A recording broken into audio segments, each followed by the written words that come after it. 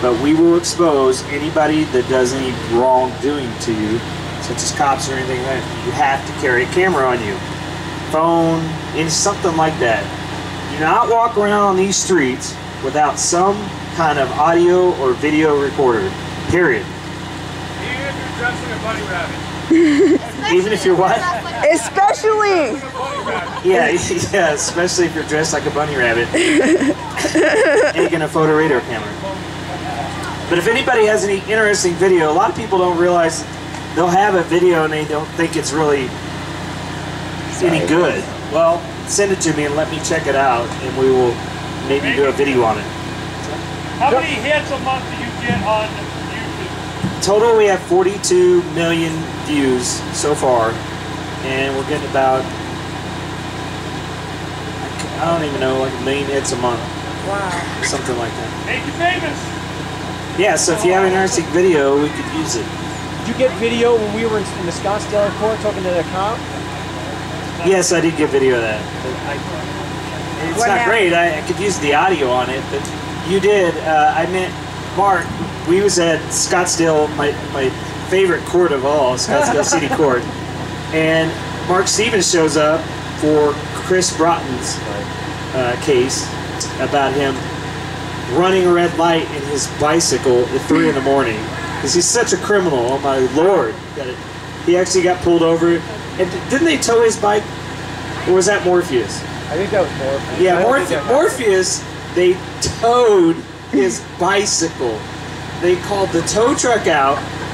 I mean, I wish I could have seen a video of this. Like, a flatbed tow truck, and you put a bicycle on it and tie it down?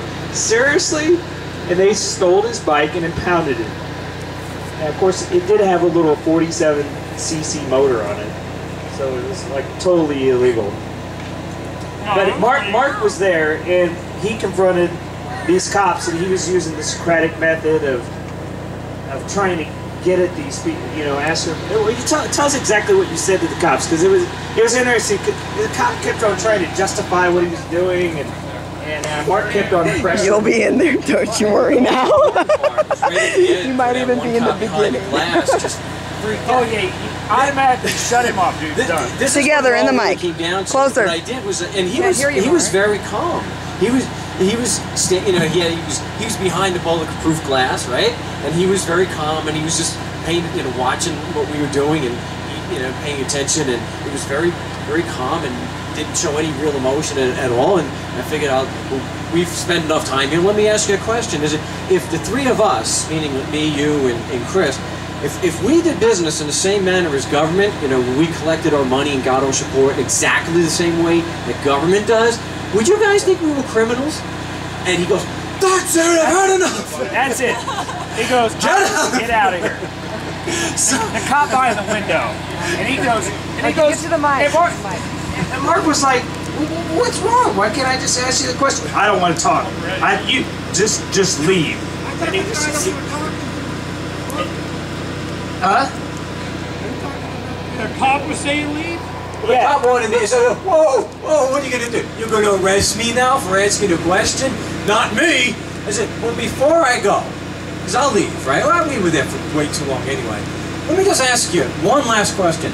Why did that offend you so much? Because he said it's offensive. Why did it offend you so much? He wouldn't answer. He wouldn't answer. Yeah, it was pretty funny because I think because it's cops. Because it finally hit the nerve. It finally hit the nerve of like really what was going on. And it's kind of like poking somebody and then they finally waking up like, so you're calling me a criminal? And deep down, I think he really knows he is. So that just kind of pushed a button where he just wanted to put his fingers in his ear and go, la la la la la, I don't want to hear you, just get out. Because it brings some kind of pain to him to hear that kind of thing. It's like saying a Marine is a terrorist. A Marine that knows what he's doing over there, that knows the whole war is a scam, and he continually bombs people, breaks into people's houses, threatens people, puts bags over people's heads, when he knows the whole game is a total scam, and he's just an evil son of a bitch. That's a terrorist. But if you go out and call somebody that, a Marine, somebody will just freak. I don't want anything to do with it, I'm done. You know, instead of really examining the whole situation of, I'm talking about a Marine that exactly knows what he's doing, that knows what, you know, the whole thing's a scam. That's the type of cop that he was probably getting in. He was probably figuring out that maybe what we are doing is criminal. And that touched a nerve with him, and he wanted Mark to leave, like, now. Yeah, and we did.